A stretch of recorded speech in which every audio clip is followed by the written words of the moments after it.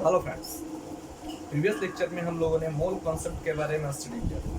मोल के दो तीन डिफिनेशन के बारे में स्टडी किया था और उस डिफिनेशन के हेल्प से हम लोगों ने उसके रिलेशन को कैलकुलेट किया था। रिलेशन किस तरह से निकाला जाता है ये मैंने प्रीवियस लेक्चर में बता दिया था। आज हम लोग उसी रिलेशन का यूज करके मोल के फार्मूला का डेरिवेशन करेंगे। तो चलिए देखते हैं कि मोल का फार्मूला हम उसके रिलेशन से किस तरह से कैलकुलेट करते हैं। ठीक है, तो चलिए देखते हैं।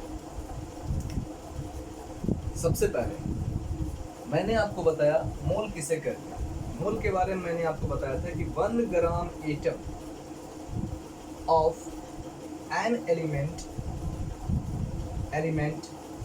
Contains 6.022 into 10 to the power 23 atoms called 1 मोल। इसे 1 मोल का नाम दिया जाता है। ठीक है, ये डिफिनेशन मैंने आपको पिछले लेक्चर में बताया था। ठीक है, इसी से हमने क्या किया था, रिलेशन निकाला था। रिलेशन किस तरह से निकलेगा, देखिए according to definition 1 gram atom of an element equivalent to 6.022 into 10 to the power 23 atoms of that element is equivalent to 1 mole is equivalent to gram atomic mass of that element। ठीक है, इसके बारे में मैंने आपको बताया कि हम किसी को भी रिलेशन 1, 2, 3, 4 मान सकते हैं। ठीक है, इसके बारे में अगर और डिटेल जानना है तो आप प्रीवियस लेक्चर में आप देख सकते हैं। ठीक है, तो कहा अभी मैंने क्या कहा कि इसे जो दिया हुआ है ग्राम एटम ऑफ एलिमेंट या फिर नंबर ऑफ एटम, हम इसमें से किसी को भी रिलेशन 1, 2, 3, 4 मान सकते हैं। ठीक है, ये रिलेशन जो हम मानेंगे वो किस पर डिपेंड करेगा, क्वेश्चन में क्या दिया हुआ है और क्या निकालना है। ठीक है, मैंने इसके बारे में बता चुका था। अब ध्यान दीजिए, अब कर रहे हैं यहाँ पर कि इस रिलेशन से हम क्या करेंगे, हमें क्या करना है, मोल का फार्मूला कैलकुलेट करना है और उस मोल के फार्मूला से हम मोल को हम इजीली कैलकुलेट कर सकते हैं। ठीक है, तो चलिए देखते हैं कि आखिर मोल के फार्मूला को हम कैलकुलेट कैसे करेंगे, by the help of its relations. ठीक है, लेकिन इसके लिए हमें क्या करना होगा, एक क्वेश्चन को सॉल्व करना होगा। तो चलिए एक एग्जांपल लेते हैं, उस एग्जांपल से हम मोल के फार्मूला का डेरिवेशन करेंगे। ठीक है, क्वेश्चन क्या है, हमें क्या करना है, we have to find the number of moles, find the number of moles present in 0.46 gram of sodium atom.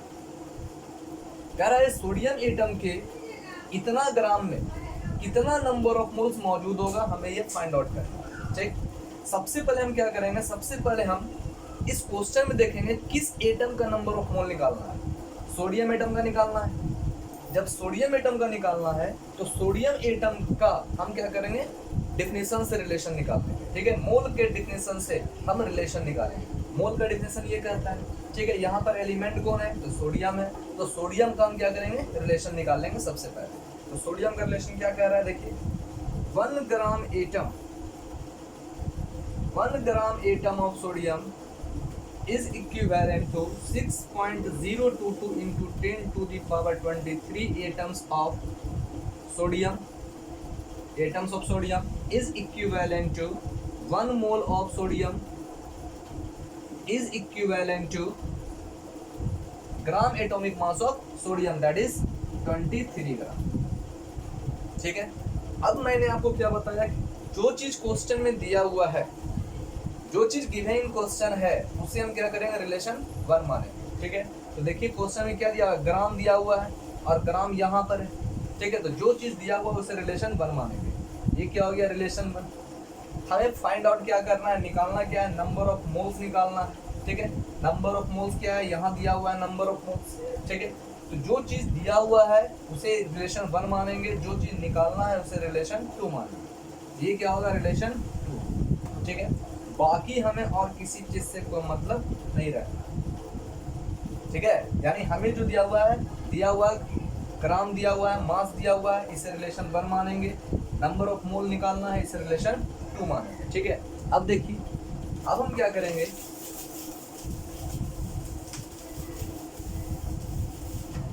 करेंगे, from the relation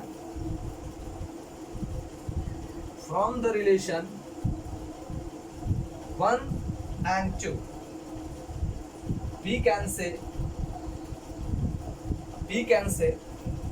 23 gram of sodium is equivalent। ठीक, जो रिलेशन 1 है उसे हम आगे में लिखेंगे। ठीक, तो 23 gram of sodium is equivalent to 1 mole of sodium, 1 mole of sodium, इसलिए 1 gram of sodium is equivalent to 1/23 gram 1/23 mole of sodium. ठीक है, 23 gram sodium is equivalent to 1 mole of sodium, इसलिए 1 gram of sodium is equal to 1/23 mole of sodium. अब कितना ग्राम दिया हुआ है question में, 0.46 ग्राम, इसलिए इन 0.46 gram of sodium is equivalent to 1/23 into 0.46, इतना मोल ऑफ सोडियम। कोई दिक्कत यहाँ तक? ठीक है, चलिए अब ध्यान दीजिए। अब कह रहा है यहाँ पर अपॉन क्या हो जाएगा, यहाँ से 2 डिसिमल, ठीक है, 2 डिजिट के बाद डिसिमल है, 2 जीरो नीचे, है ना। अब इससे डिवाइड कीजिए 2/100, 2/100 is equal to 0.02 mole of sodium. यानी इसका मतलब है कि इतना ग्राम सोडियम में 0.46 ग्राम ऑफ सोडियम में 0.02 मोल ऑफ सोडियम मौजूद है। ठीक है ना। तो हम यहाँ पर मोल, नंबर ऑफ मोल तो कैलकुलेट कर लिए। अब इस रिलेशन से हम नंबर ऑफ मोल तो कैलकुलेट कर लिए। अब हमें क्या करना है, इसी रिलेशन से हमें मोल का फार्मूला को डिराइव करना है, मोल के फार्मूला को डिराइव करना है, जिससे हम मोल को इजीली फाइंड आउट कर सकते हैं। ठीक है, तो चलिए देखते हैं अब इसी रिलेशनशिप से हम फार्मूला कैसे कैलकुलेट करना है। ठीक है, चलिए देखिए।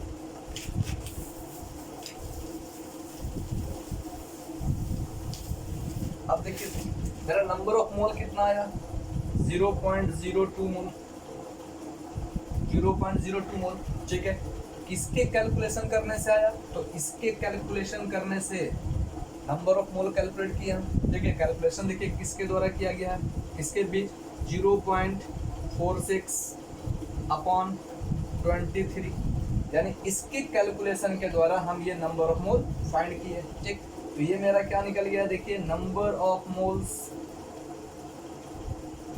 Moles is equal to 0.46। क्या था गिवन क्वेश्चन में दिया हुआ था, यानी ये क्या दिया हुआ है, weight in gram given in question weight in gram given question upon क्या होगा, ये 23 क्या है, gram atomic mass of sodium, यानी ये क्या हो जाएगा, gram atomic mass of that element, gram atomic mass of that element. ये ग्राम एटॉमिक मास को हम मोलर मास भी कहते हैं, मोलर मास, ठीक है, ऑफ दैट एलिमेंट। ठीक है, तो देखिए यहाँ पर एक फार्मूला निकल गया मेरा, number of moles is equal to weight in gram given in question upon क्या हो जाएगा, gram atomic mass of that element. ठीक, एक बात और देखिए, अभी जो रिलेशन हम बताए थे कि 1 gram atom of element is equivalent to 1 mole is equivalent to 6.022 into 10 to the power 23 atoms. ठीक, यानी 1 mole number of moles is equal to number of gram atom. 1 gram atom of element is equivalent to 1 mole, यानी 1 gram atom is equal to 1 mole. तो यहाँ पर number of moles is equal to number of gram atom भी लिख सकते हैं। ठीक है, इसलिए मेरा फार्मूला क्या हुआ, number of moles is equal to weight in gram given in question upon gram atomic mass या molar mass of that element. और इसी को हम क्या लिख सकते हैं, is equal to number of gram atoms, ठीक है, नंबर ऑफ ग्राम एटम, यानी number of gram atom calculate करना हो या नंबर ऑफ मोल्स कैलकुलेट करना हो, ठीक है, तो हम किस फार्मूला का यूज करेंगे, based in gram given question upon gram atomic mass या molar mass of that element. ठीक है, देखिए कितना इजीली हम मोल के फार्मूला को डेराइव कर लिए। ठीक है, चलिए इस पर एक क्वेश्चन सॉल्व करते हैं।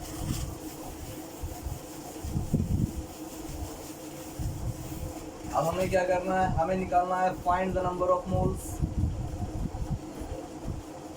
Find the number of moles in 70 gram of nitrogen atom.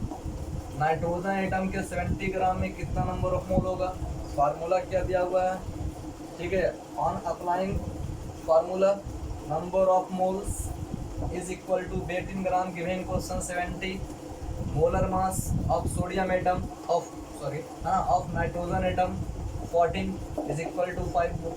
यानी इसका मतलब नाइट्रोजन के 5 मोल, नाइट्रोजन के 5 मोल, ठीक है, का मास कितना होगा, 70 ग्राम होगा। ठीक है, देखिए कितना इजी है ना, विद इन 2 सेकेंड 3 सेकेंड में आप नंबर ऑफ मोल कैलकुलेट कर सकते हैं। ठीक है, चलिए अब दूसरे फार्मूला का डेरिवेशन देखते हैं। ठीक है, चलिए देखिए दूसरे फार्मूला का डेरिवेशन देख लीजिए।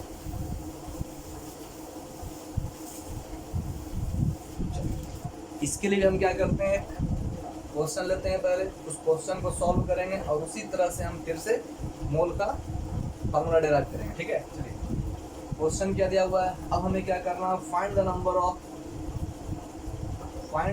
Of atoms, find the number of atoms in 1 gram of carbon 12 atom. ठीक है, अब क्या कर रहे हैं यहाँ पर, कार्बन 12 के 1 ग्राम में नंबर ऑफ एटम्स कितना होता है, इसे हमें कैलकुलेट करना है। ठीक है, यानी we have to calculate the number of atoms in 1 gram of carbon 12 atom. ठीक है, अब ध्यान दीजिए, सबसे पहले हम क्या करेंगे, फ्रॉम द डेफिनेशन हम रिलेशन को फाइंड आउट करेंगे। सबसे पहले इसका रिलेशन निकालेंगे। रिलेशन क्या कहता है मेरा, कि 1 gram atom of an element, यहाँ एलिमेंट कौन है, कार्बन।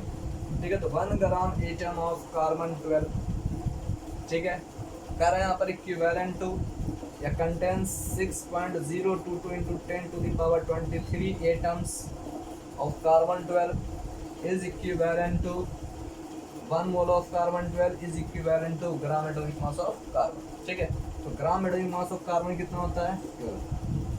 ठीक है, देखिए रिलेशन निकालना कितना इजी। ठीक है, अब देखिए, अब मैंने क्या कहा सेकंड स्टेप में, ये फर्स्ट स्टेप, सेकंड स्टेप में मैंने क्या कहा था कि क्वेश्चन में जो चीज़ दिया हुआ है उसे हम रिलेशन 1 मानेंगे। दिया हुआ क्या है, ग्राम दिया हुआ है, ग्राम दिया हुआ है, इसे रिलेशन 1 मानेंगे। निकालना क्या है, नंबर ऑफ एटम्स निकालना है। ठीक है, इसे रिलेशन 2 मानेंगे। नंबर ऑफ एटम्स यहाँ दिया हुआ है, इसे रिलेशन 2 मानेंगे। ठीक है, अब बाकी हमें और किसी से कोई मतलब नहीं रखना। ठीक है, अब देखिए नंबर 3 स्टेप में मैंने क्या कहा, from the relation 1 and 2, from the relation 1 and 2 we get. ठीक है, रिलेशन 1 and 2 से हम क्या गेट करेंगे, 12 ग्राम of carbon, 12 gram of carbon, ठीक है, इज इक्विवेलेंट टू, या it contains 6.022 into 10 to the power 23 atoms of carbon. इसलिए 1 gram of carbon contains 6.022 into 10 to the power 23 atoms upon क्या हो जाएगा, 12 ग्राम। ठीक है, तो देखिए यहाँ पर 12 ग्राम में नंबर ऑफ एटम्स इतना था, 12 ग्राम कार्बन में नंबर ऑफ एटम्स इतना है, इसलिए 1 ग्राम कार्बन में नंबर ऑफ एटम्स इतना होगा। हमें कैलकुलेट क्या करना है, 1 ग्राम ऑफ कार्बन। ठीक है, तो 1 ग्राम ऑफ कार्बन, अगर यहाँ 5 ग्राम होता तो अब 5 ग्राम में निकाल लेते। ठीक, तो कह रहा है यहाँ पर कि 12 ग्राम कार्बन में नंबर ऑफ एटम्स इतना होगा, कि 1 ग्राम ऑफ कार्बन में नंबर ऑफ एटम्स कितना होगा, इतना अपॉन इतना होगा। ठीक है, अब इसे डिवाइड कीजिए 1.99। ठीक है, ठीक है, अब देखिए यहाँ पे इसको डिवाइड कीजिए, कितना हो जाएगा, 2, यानी 1/2। ठीक है, 1/2, 1 ग्राम। ठीक है, अच्छा, ठीक है, कितना हो जाएगा, 1/2 यानी 0.5 approx into 10 to the power 23 atoms. ठीक है, यानी इसका मतलब है कि 1 ग्राम कार्बन में कितना एटम्स होगा, इतना कितना आइटम्स होगा, ठीक है 0.5 लगभग 1/2, मतलब क्या हो जाएगा 0.5 इंटू 10⁻23 एटम्स ऑफ कार्बन 12 है ना। देखिए अब नंबर ऑफ एटम्स मेरा क्या हो गया, कैलकुलेट हो गया। तो केवल कैलकुलेट करने के लिए आपको फार्मूला याद है या नहीं उससे कोई मतलब नहीं है, केवल डिफिनेशन याद रखना है। डिफिनेशन से आप किसी भी मोल के प्रॉब्लम को सॉल्व कर सकते हैं, बस डिफिनेशन केवल याद होना चाहिए। और डिफिनेशन है क्या, अभी मैंने केवल 3 डिफिनेशन आपको बताया, इसके और भी बहुत से डिफिनेशन हैं, हम एक एक करके सबके बारे में स्टडी करेंगे, ठीक है। तो आज जो दिया हुआ ये है ना डिफिनेशन नंबर 3 था, और डिफिनेशन नंबर 3 जो है मोल का तो बहुत ही ज़्यादा इंपॉर्टेंट है। आप देख रहे हैं कि क्योंकि इससे हम फार्मूला वगैरह को भी डेराइव कर रहे हैं, ठीक है। तो नंबर ऑफ एटम्स को कैलकुलेट किया। अब जब नंबर ऑफ एटम्स कैलकुलेट कर लिया, ठीक है, कैलकुलेट कर लिए, इस रिलेशन से हमने नंबर ऑफ एटम्स को कैलकुलेट किया।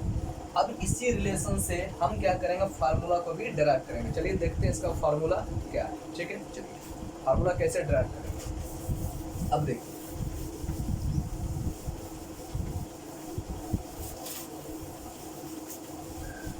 अब थोड़ा ध्यान दीजिए, कह रहा है इस फार्मूला को डेराइव करने के लिए, यानी इस नंबर ऑफ एटम्स को कैलकुलेट करने के लिए हम क्या किए देखिए, ये क्या निकल गया, number of atoms 0.5 into 10⁻23 atoms को कैलकुलेट हमने कैसे किया, इस कैलकुलेशन से।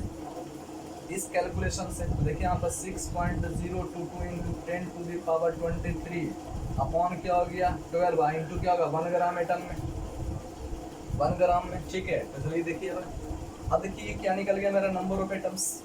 अब number of atoms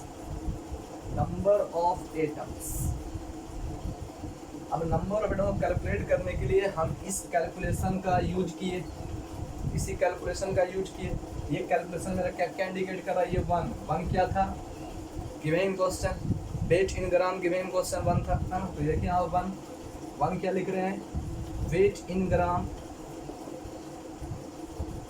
gram given in question upon 12 क्या है, 12 है atomic mass, gram atomic mass of carbon, ठीक है। और इनटू ये क्या बच गया आपका एवोगाड्रो नंबर, यानी 6.022 इंटू 10⁻23। यानी अगर नंबर ऑफ एटम्स अगर आपको कैलकुलेट करना है तो हम इस फार्मूला का यूज कर रहे हैं, ठीक है। ये आपका क्या निकल गया, फार्मूला नंबर 2 निकल गया, ठीक है, फार्मूला नंबर 2 निकल गया, ठीक है। तो देखिए तो रिलेशन से हम फार्मूला को कैलकुलेट कर रहे हैं, है ना। मोल के डिफिनेशन से हम रिलेशन निकाले और रिलेशन से ही हम क्या कर रहे हैं, फार्मूला कैलकुलेट कर रहे हैं, ठीक है। यानी आप डिफिनेशन से ही फार्मूला कैलकुलेट कर सकते हैं, ठीक है। अब ध्यान अगेन और देखिए, number of atoms is equal to, अब from the formula first formula से हमने क्या बताया, weight in gram given question upon gram atomic mass या molar mass is equal to number of moles होता है। तो देखिए इसके प्लेस पर हम क्या लिख सकते हैं, नंबर ऑफ मोल्स लिख सकते हैं। तो number of atoms is equal to number of moles into Avogadro's number 6.022 into 10⁻23 हाँ। यानी इस तरह से हम नंबर ऑफ मोल्स को भी कैलकुलेट कर सकते हैं, नंबर ऑफ एटम्स को भी कैलकुलेट कर सकते हैं, ठीक है। अब चलिए इस फार्मूला का यूज करके देखते हैं, ठीक है। इससे हम क्या करते हैं, इसके हेल्प से एक न्यूमेरिकल सॉल्व करते हैं। चलिए देखिए,